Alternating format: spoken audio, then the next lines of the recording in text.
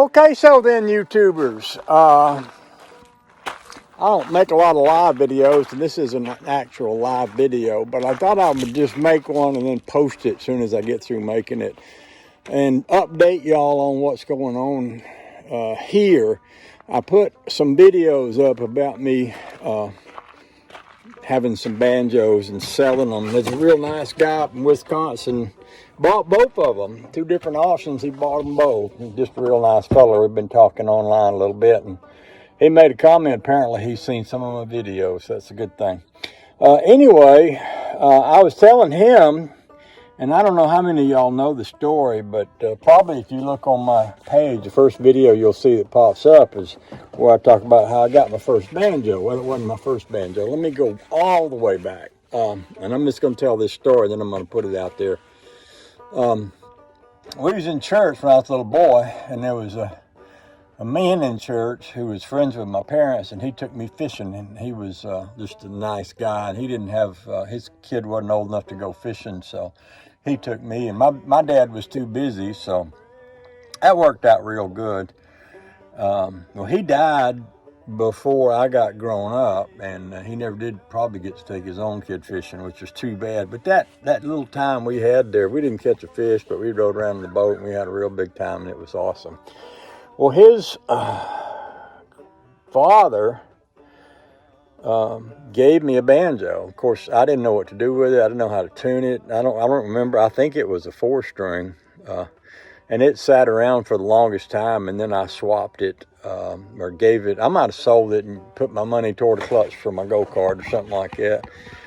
And then years and years and years later, I was riding around with one of my wives, and she spotted the banjo in the car and said she wanted one. And so I followed the lady into the laundromat and asked her what she'd take for it, and I bought it and brought it home, hung it on the wall, and later on, Buddy Blackman was teaching banjo, how to play the banjo on Georgia Public TV. So I told her, hey, have a seat in the chair there. I'll grab that banjo. You just sit down and watch this guy, and you can learn how to play the banjo. Well, she sat in the chair, and she sat there for a little while, and then she said, oh, this is too hard. These strings hurt my fingers. I don't think I can do this. She said, why don't you sit in the chair and you learn the banjo? You can teach me later. And I said, okay, because I was very agreeable back then. You know, that's probably why I was married so many times. But anyway, so I started following Buddy Blackman along, and I got his books, and I started trying to play Scruggs style. And I never did get the hang of it much, but I had this old banjo that had a warped neck that I'd given $15 for, and it wasn't much good. So at some point, I traded the pistol to this guy in Atlanta who had a pretty decent banjo. I still got it today. It was an Alvarez and had a straight neck.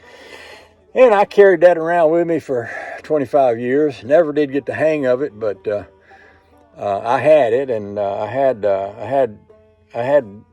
one wife that couldn't stand the sound of it. By the way, that wife ran off with a chicken hauler, and I hit the road and rode around with the banjo with me. Wound up in Maine, married to a psychotherapist. She couldn't stand the sound of the banjo, so it sat in the closet for 7 years. And then after that come out, one of my girlfriends that I was dating back then gave me a Fairbanks banjo, or at least she tried to give it to me. I wouldn't let her give it to me. I gave her some money because I didn't know a thing about banjos, but I'd never seen a banjo like this. It was unlike any banjo I'd ever seen, and I had a landlord who was a banjo guy, so I took this banjo, and I said, hey, look at this banjo. It's got, well, I called him. I said, I got a banjo, and it's got Fairbanks written in the back of it. And he said, how fast can you get here? So I went over to his house, and he began to explain to me about banjos. And first thing he told me was throw away them banjo picks because they're bad for you, and they'll cause your teeth to fall out and make you get cancer and cause your children to be born illegitimate and all that. So I got rid of I threw away the banjo picks like he said, and I started playing little claw hammer, like he said. And before I know it, I was making tunes and stuff, and I was pretty happy. So back in those days, I was working the crisis hotline, and I'd spend all night waiting for the phone to ring. And if the phone rang, I'd get to talk somebody into not killing themselves, which was always kind of interesting, you know. And in between the phone calls, I wasn't doing much, so I would go on eBay, and I learned about banjos by reading the write-ups on banjos that were for sale on eBay.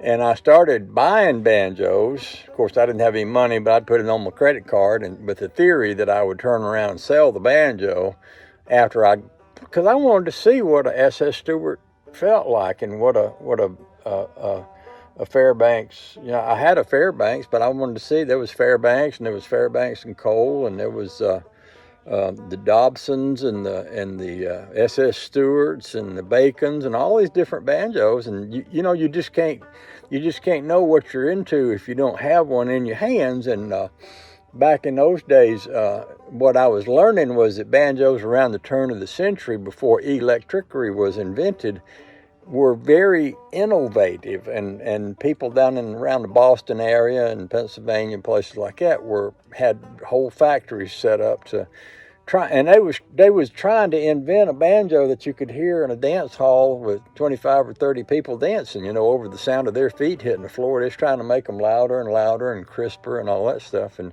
boy, they really came up with some amazing banjos before electricity was invented. And I was up there, I was on eBay, I was reading about banjos. I'd buy one, I'd play it, I might swap the neck on one, try a different kind of pot, do kind of things like that, and then turn around and resell it. And I did that to a point where the shipping just got so high to ship anything on eBay that I stopped doing that. So anyway, after that, let's see, the psychotherapist ran off with the doctor. I got a history of wives who decided that they could do better after hanging out with me for a little while. I used to tell people there was something about me that drive women crazy because they just all took off and left me. Well, not all of them. I ran some of them off. And just to be fair, there was quite a few of them I ran off to. But before I met Honey Baby, she's got a sense of humor, and apparently she got low expectations, and that works out real good in dealing with me. I forgot where I was going with this. I think what I was trying to do was establish how it was that I came to have 25 banjos down there in the barn, and a whole bunch more necks and pots and banjo hardware and banjo bolts and banjo books and all kinds of stuff. So I got a lot of banjos. And now, you know, I put them banjos up that y'all saw the other day because I was telling you that, honey, I'm poor now. I'm retired, and I don't spend all my money on the peak plantation down here. So Honey Baby was asking if I could help her get up some money to go to her granddaughters who are getting married off in other states, because her grandkids are, you know, they're successful and they're all living in places around the country and all such as that. So I put a banjo up, and I got about half what I thought it was worth, and then I put another one up, and I got about what I thought it was worth. Well, the same guy bought both of them, nice guy, and we've kind of been having a little conversation about it, you know. That's how I got started with banjos, and I still have a pretty strong addiction. I pulled one out the other day. I actually made a video, and I was looking at it, and the more I looked at it, the more interested I got in it, and the more interested I got in it, and the more harder it was for me to think about selling it. So I was down there in the barn the other day, because I'd kind of like to buy an air conditioning unit to go in the Rambler. I could probably, if I could sell some of them banjos, I could raise enough money to do something like that. And I've been kind of wanting to buy a better gas tank to go in the Studebaker down there, you know, and little things like that. So I might sell a few more. I know with the cost of shipping, people ain't going to pay what they're actually worth because they have to cover their shipping costs. But, you know, there might be other banjos out there. But I was just thinking about that. Somebody, Luke Palioka, told me I ought to tell the story of the Rambler. And I thought, well, the story of the Rambler ain't as interesting as the story of my semi-lifelong addiction to ex-wives and banjos. I wasn't going to throw that ex-wife part in there, but it's applicable. But anyway, yeah, I got a lot of banjos. I got a lot of good banjos. Anthony saw the other day, I was looking at a banjo. I talked about what it's worth. He said he couldn't believe there's that much money to be made in banjos. Well, let me tell you, there ain't no money to be made in banjos. I mean, the ones that are worth something, people know they're worth something, and they don't give them away. And the ones that, you know, that are reasonable, you can sell them too, but they don't, you ain't going to get rich buying and selling banjos, I can tell you that. But, because, I mean, if I got one and living here where I live, I don't know a banjo player personally much and nearby who would want to spend money on a banjo. And if you go to try to sell one, you just about have to ship it off to some big music outfit like Bernunzio's in New York or Elderly Instruments or something like that. And of course, then you have to pay shipping to get it to them, and then somebody else has to pay shipping to get it back to them. And, you know, you put it on eBay, somebody's got to pay the shipping if they buy it. So there's just no real lucrative way to sell off banjos. But I've come to the point where I've got that Stromberg Cupiphone pod in there that I put on a supertone neck, and I like that banjo. That's actually my favorite banjo right now. I've got a Dave Ramsey White Lady Vega clone that he made, and that's my second favorite banjo. The first one has nylon strings, and the second one's got steel strings. I've got a real Vega tubaphone 5-string down there in the barn. That's a really nice banjo, but I don't need that many banjos. I've got a really nice Lion and Healy Olympic in there. I've got a really nice SS Stewart. What's a Victor? I got a lot of nice banjos, and I need to get rid of about most of them. So y'all might see some more banjos going up on YouTube, and I think I'll do the same thing whenever I sell one. I'll just make a little video about it, because there's a lot to learn and a lot to know about banjos. Banjos are really fascinating instruments. For one, they're very mechanical. They got a lot of nuts and bolts. They got a lot of adjustments you can make. You can change the tension on the head. You can raise and lower the bridge. You can change the angle of the neck.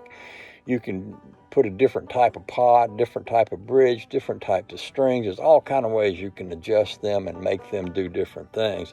Now, I'm not even that good of a player, but I love messing around with them. I love the mechanicalness. They're kind of like guns, you know. I got guns, and I don't actually hunt, and I don't actually shoot much, but I just love the mechanical nature of, you know, the precise metal working that goes into making something that'll power a bullet that'll travel for miles and miles. You know, it's just amazing to me. That stuff, those mechanical kind of things are just amazing to me.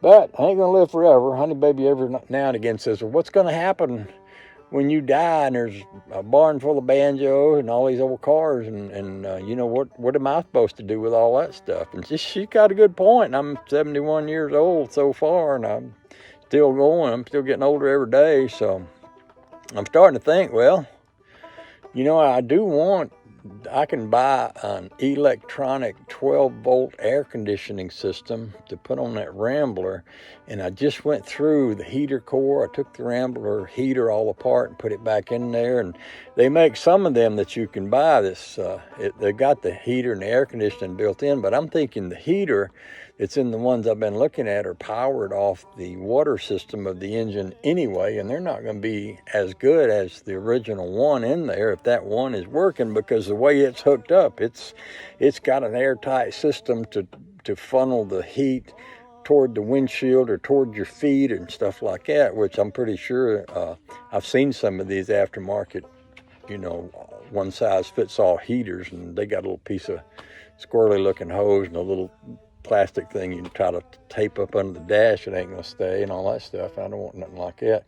I would like, you know, to have enough money to get me one of them, put it in. That would be interesting to put one in. And they talk about, for the electronic one, and I'm talking about the one that don't use a belt, for the electronic one, you need a lot of battery power. And I was looking online, and I saw where they was selling a banjo, an alternator that would fit just like my alternator I got on the car, but they'd put out something like 200 amps. And I was thinking, well, that might be enough to power an air conditioning. And of course, at Studebaker, I got a gas tank on there that came out of the leather tannery up in Rockland, Maine, when they tore all the old steam system out of it. And I gave it to Mike 40 years ago, and he put it in that Studebaker for a gas tank, and it leaks if you fill it too tall. And I'd like to get one of them spun aluminum shiny gas tanks that hold more gas, and the gas gauge would fit into it better, and it'd sit on the back of the car there and look pretty.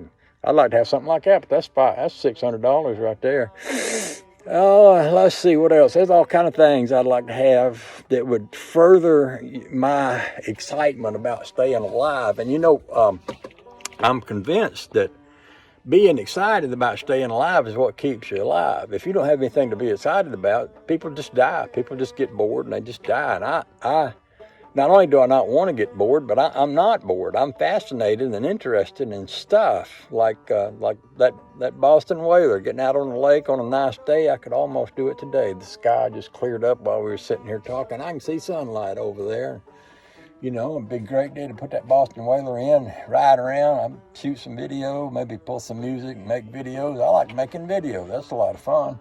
I like making car videos, but nobody wants to watch my car videos because I'm too complicated. You know, a lot of people will make a video and they'll say, hey, if you want to fix this, you do A, B, and C, and then blah, blah, blah, and then don't forget to subscribe. And see, I'm not like that. I'm like, okay, let's come out here and see what I'm going to do today. And we just wander around the yard, and I'm talking to myself, and I'm making mistakes, and I'm doing things wrong, and people just, you know, it's more like if you want somebody to hang out with, come watch my channel. If you want somebody that's actually going to teach you something worthwhile, go watch Frizzell Racing or somebody like that, you know, Musty One or Eric the Car Guy or Waylon Wire. Go watch him. He's pretty entertaining.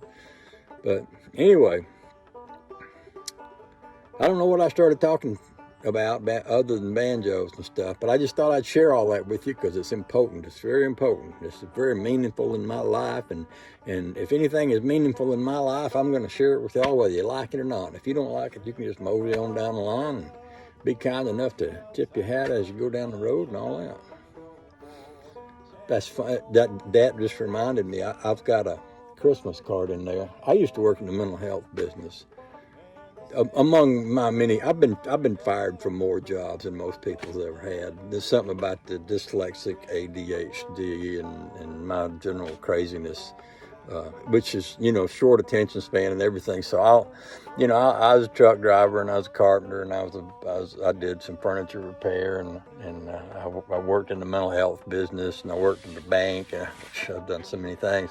But I just got a Christmas card from a guy who lives in an apartment, who never meets people. He can't go out. He can't go outside, and he can't be around people, and he can't deal with people at all. So he sent me a Christmas card with a dollar bill in it. This guy, bless his heart, I love him to death, but he's not the kind of guy you can call, because if you call him, he's not sure whether to answer the phone or not, because he's scared the government might be spying on him, and maybe they're trying to find out what he's doing, you know. But that's a pretty loving deal, you know. Here I was when I worked in the mental health agency. I was running a group in there one time, and they all got together, and then one of them spoke up, and he said, "You know what? We like you because you're one of us." That's one of the better compliments I ever got. The mental health people thought I was one of them. And I believe I am, by golly, I believe I am. And then you all are hanging out with me, so what does that say about y'all?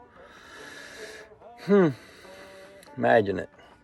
All right, I'm going to throw this up. I'm just, you know, the way YouTube works is I can talk to y'all in my phone, and then I can push 2 or 3 little buttons, and it'll transmodulate what I just said out to all of y'all. I could have done this live, but I'm a little nervous about doing live videos. If I'm not trapped in a flood and a Dodge truck and the water's rising and I think I might be about to meet Jesus and I won't have time to load up a video, then I probably won't go live, because, you know, under circumstances like that, that's different. I thought, I might not live long enough to put this one up. But this one here, I don't expect to be, you know, swooped away by the flood or anything like that. And Anthony, I'll forget your name if I want to. Don't you be scolding me about talking about I can't remember your name. Just because I can't remember your name don't mean I forgot your name. It's just that I can't pick out details from my brain at the drop of a hat, because my brain ain't wired that way. So straighten up and act right. Don't make me come down there or up there or wherever it is you is, okay? Anything else we need to talk about? If so, raise your hand. I'm looking. I don't see anybody putting their hands up, so I'm going to post this thing. Love y'all. Peace out. Have a good day. I heard somebody say peace out. I don't know what that means. Peace out. Peace out. Let's all be peaceful. Amen. Hallelujah. Bye-bye.